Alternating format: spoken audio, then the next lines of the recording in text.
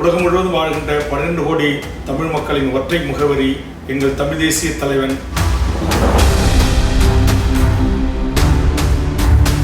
தமிழீழ தேசிய தலைவர் அவர்களின் வீரம் செறிந்த விடுதலை போராட்டம் 2009 மௌனிக்கப்பட்ட பிறகு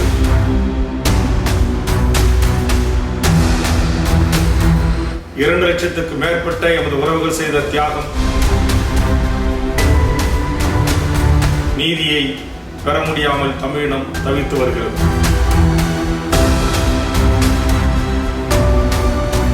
ஒற்றை தலைவன் இவர்கள் கண் முன்னால் இல்லை என்பதனால் எமது தமிழ் உறவுகள் நெல்லிக்காய் மூட்டையாய் சிதறி கிடக்கிறார்கள்.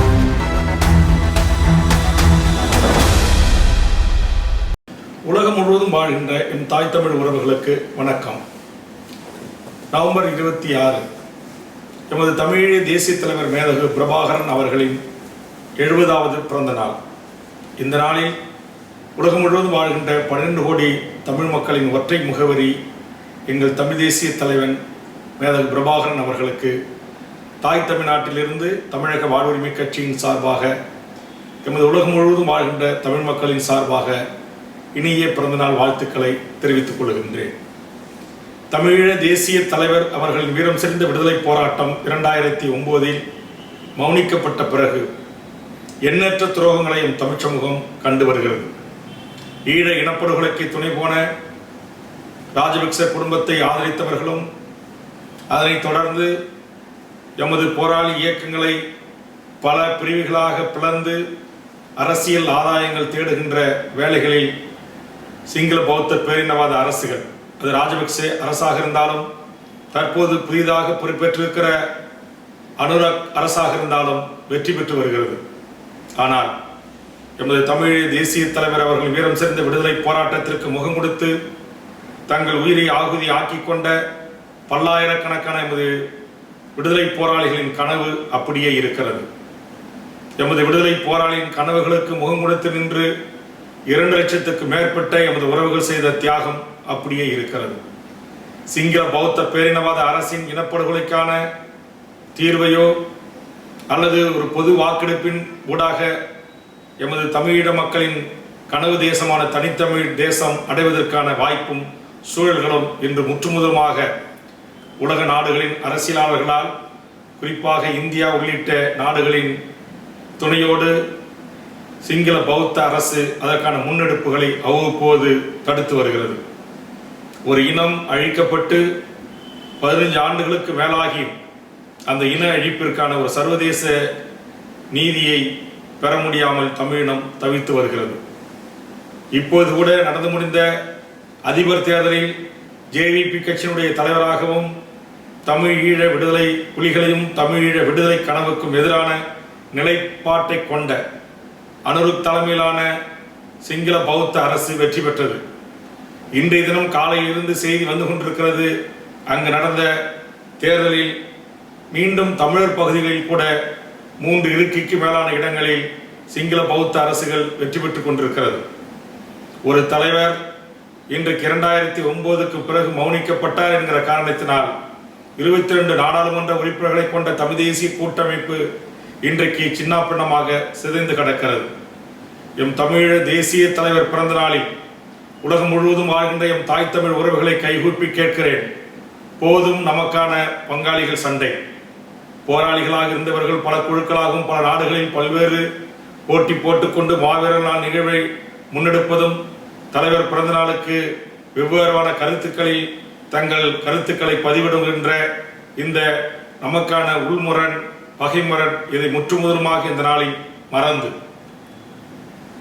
யார் ஆட்சி அதிகாரத்தில் வர வேண்டும் என்பதை எப்படி சிங்கள பௌத்த பேரினவாத அரசு ஒன்று கூடி தீர்மானிக்கிறார்களோ அதுபோல் தமிழீழ மண்ணில் நடந்த இனப்படுகொலைக்கும் பொது வாக்கெடுப்பினூடாக ஒரு சர்வதேச மக்களின் அனுசரணையோடு உலக நாடுகளின் அனுசரணையோடு ஒரு தனித்தமிழீழ அரசாங்கத்தை அமைத்தே தீர்வோம் என்று நாம் அனைவரும் ஒற்றுமையாக இருந்து ஜனநாயக வழியாக ஐக்கிய நாடுகளின் சபையின் ஊடாக வல்லரசு நாடுகளின் ஊடாக எமது ஈழ உறவுகளின் கடுமையான போராட்டங்களின் ஊடாக அந்த 1000 போராளிகளின் லட்சிய கனவை நினைவில் சுமந்து அதை நிறைவேற்றுவதற்கு நாம் ஒன்று கூட வேண்டிய தேவையும் கட்டாயமும் இருக்கிறது.